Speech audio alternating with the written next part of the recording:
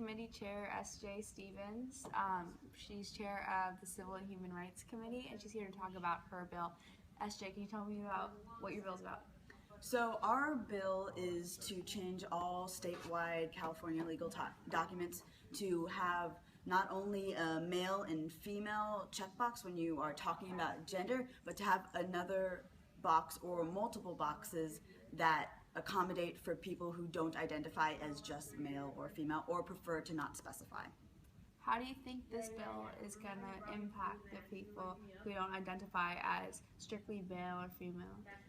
Well, I'm currently 15 and my half birthday just passed, so I'm currently doing all the documents and training to get my permit.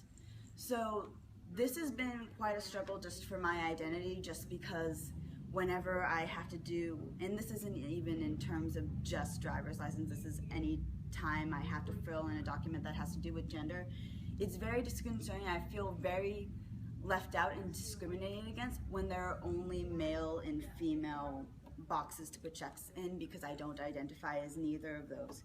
So I think that it's gonna change not only society and how we think about gender, but it's also going to make people who are gender non-conforming or prefer not to specify feel much better and much more comfortable.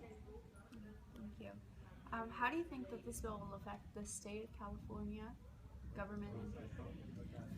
The government, it shouldn't affect too much. I think in terms of the people, it'll have a much bigger social effect than it will any other effect. It doesn't really affect anyone economically, as our legislative analysts will eventually talk about. But it's very important that although there is a percentage of people who do know about gender nonconforming, it is good to not only make sure that these people are accommodated for, but also that people who don't know that these people even exist are now being educated upon without us even having to take a class on it. Lastly, what does this bill mean to you, and how do you have any words to inspire anyone who have been waiting for a day like this to come where their rights can be spoken? Any words?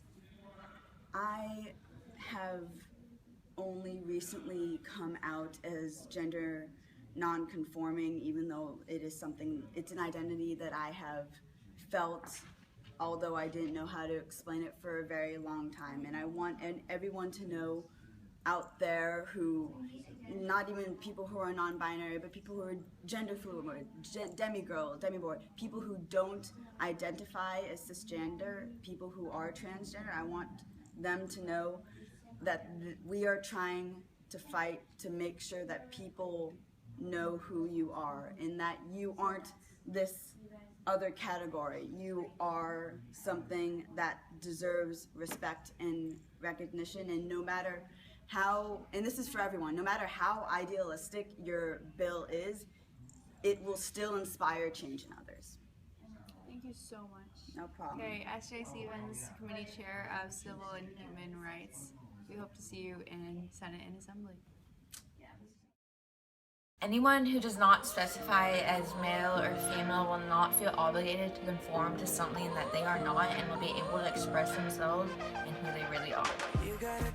This bill will be good for California and its people because it will promote equal rights within the state. I'm here on the streets of Sacramento asking delegates what they think about this bill. Gender is a social contract, and it's a sinking ship.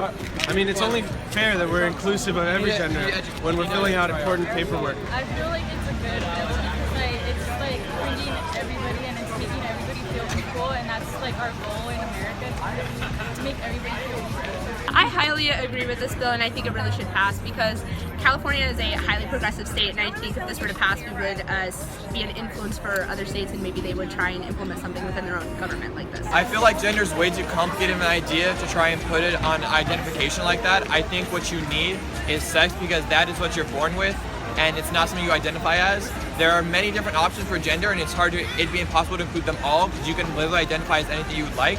It's self-identification, whereas sex is what you're born with, and there are only a couple options that you can choose from. This bill will create some revenue due to an increase in people renewing their licenses. There will also be minimal losses due to the cost of updating the layout of certain documents. However, the money from the licenses will be used to make these changes. I think it's good. It includes like all people, so I think that it just kind of like creates equality for everyone, and everyone can be included. This is a step forward in making equal rights for all those people in our society. I think it's a great bill, and I think it's really smart that you all are implementing it here in YNG because we're a really accepting and tolerant bunch. So I think it's amazing. Thank you. I think it's a great idea. I think it won't hurt anyone, and it'll only do good. I think there was a girl from my delegation like 2 years ago that wanted to do a bill for standardized testing to have that option, and it didn't get passed. So I'm really hoping that this gets passed because it's only going to make people more comfortable and only just like help people when they're going through harder times. Hi, I'm with Trace from the Westchester Family YMCA. How do you feel about this bill? I really like this bill because life isn't black and white, it's rainbow. Life is a rainbow. This bill will positively affect any people that do not identify as male or female because it will not make them feel lesser than, and it's inclusive of all gender identities. Together, we can make a difference.